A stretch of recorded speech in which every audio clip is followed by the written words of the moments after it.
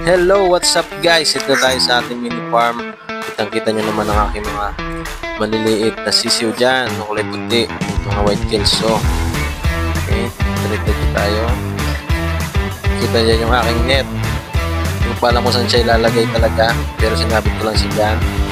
Ito ang aking mga materials na gagamitin. Kaso naglulugon pa. Yan, laser rounded yan, pure.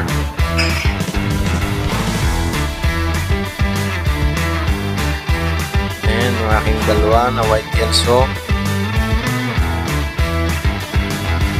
Itong aking mga grays.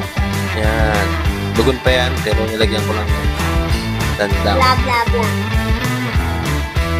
Then, dito naman tayo sa ating broadcast. Ako naman. Kulay white. White kelso rin yan, pure. Ano ang...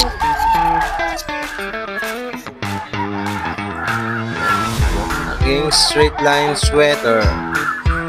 Yan. Boston roundhead. Nakapo sa sweater.